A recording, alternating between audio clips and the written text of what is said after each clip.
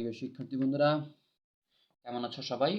আজকে সপ্তম শ্রেণীর ইংলিশ বই থেকে আমরা 2.5টা একটু সমাধান করিয়ে দেব। অনেকে হয়তো এটার উত্তর পেয়ে গেছো যে ম্যাডামরা করায় দিছে।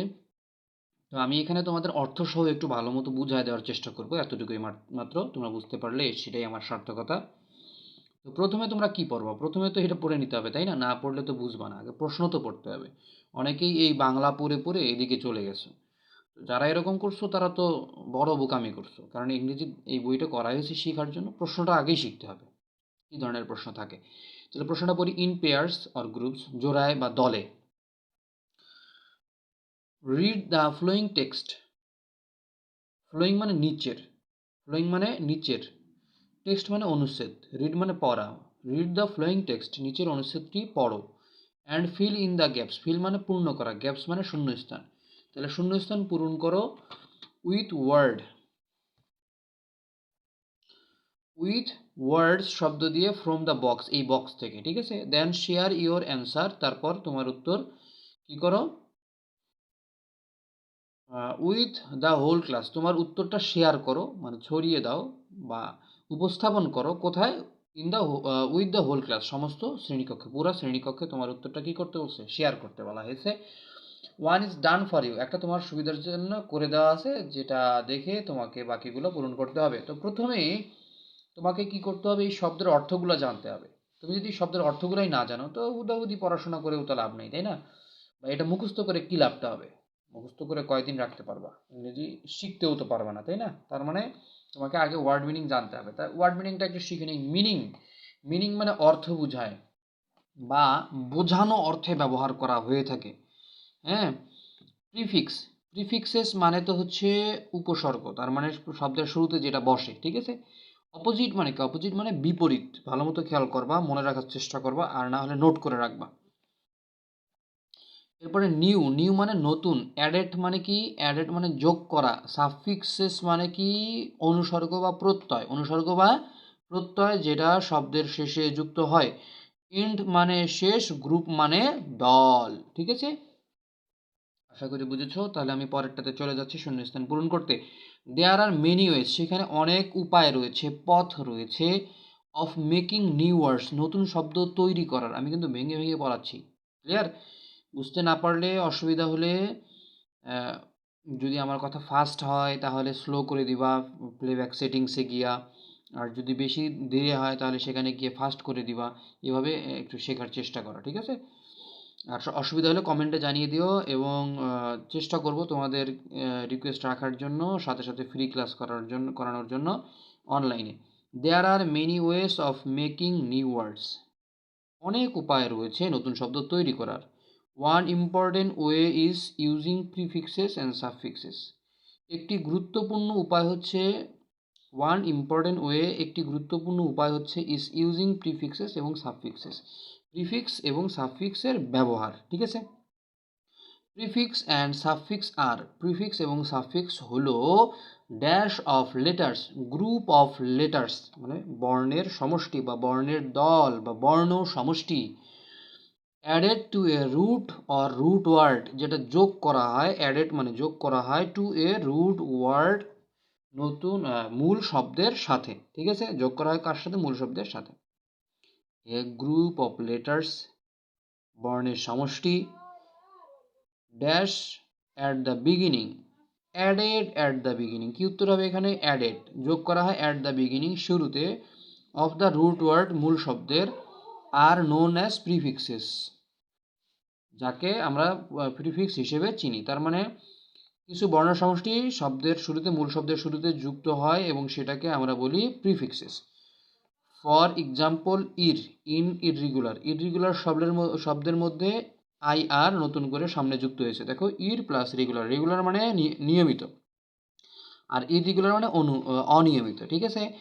এরপরে is a prefix that makes the root words of meaning negative, আগে ছিল নিয়মিত, এখন হয়ে গেছে অনিয়মিত, তাহলে কি নেগেটিভ অর্থ, বিপরীত অর্থ প্রকাশ করেছে কিনা? ক্লিয়ার। এরপরে আন দিয়ে কি হচ্ছে? আনফরচুনেট, ফরচুনেটকে আনযুক্ত করার সাথে সাথে আনফরচুনেট হয়ে গেছে। ফরচুনেট মানে সৌভাগ্য, আনফরচুনেট মানে দুর্ভাগ্য, ঠিক আছে, একবারে বিপরীত হয়ে গেল। এন্টি ক্লাইম্যাক্স, ক্লাইম্যাক্সের বিপরীত হচ্ছে anti climax. Clear?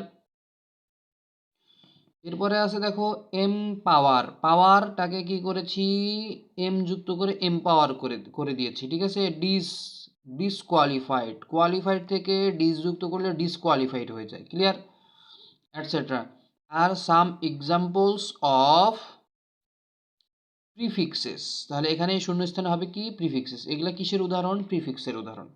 On the other hand, অন্য পক্ষে বা অন্যথায় বা অন্য ক্ষেত্রে,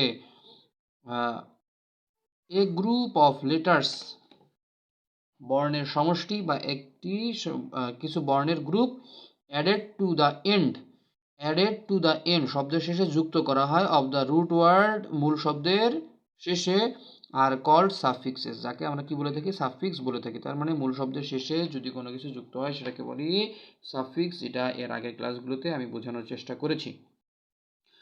ফর এক্সাম্পল, উদাহরণস্বরূপ, less in helpless, less in helpless, এই হেল্পলেস শব্দের মধ্যে লেসটা কি, দেখো হেল্প প্লাস লেস, তার মানে মূল শব্দ হচ্ছে হেল্প, যুক্ত হয়েছে কি লেস, ইজ এ সাফিক্স, তার মানে লেস হচ্ছে এখানে কি সাফিক্স। আশা করি বুঝেছ।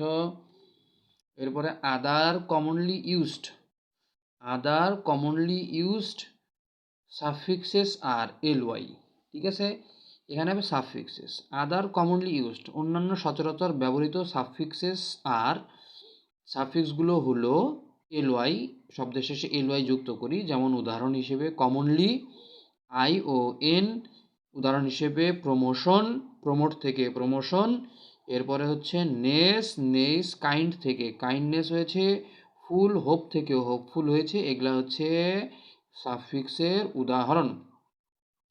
Both prefixes and suffixes change the meaning of the root word, suffix এবং প্রিফিক্স মূল শব্দের অর্থ পরিবর্তন করে দেয়, মিনিং মানে অর্থ পরিবর্তন করে দেয়, differently including changing parts of speech, পাশাপাশি সে কি করে পার্টস অফ স্পিচও পরিবর্তন করে দেয়। কি পরিবর্তন করে দেখো, including changing parts of speech, parts of স্পিচও পরিবর্তন করে দেয়। উদাহরণ হিসেবে rich, rich is an adjective enrich is an verb. Rich মানে কি ধনী, এটা কারো অবস্থা প্রকাশ করে, আর্থিক অবস্থা, তার মানে এটা অ্যাডজেক্টিভ।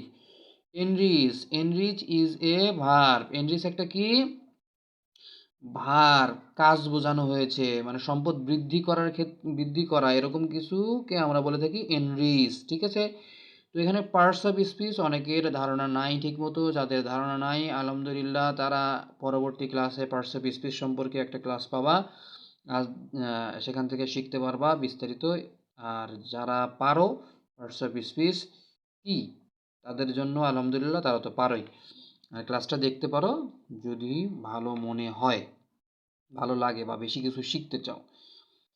তো মেকিং ড্যাশ মিনিং, মেকিং কি বলা যায়, অপোজিট মিনিং, অ্যাটসেট্রা।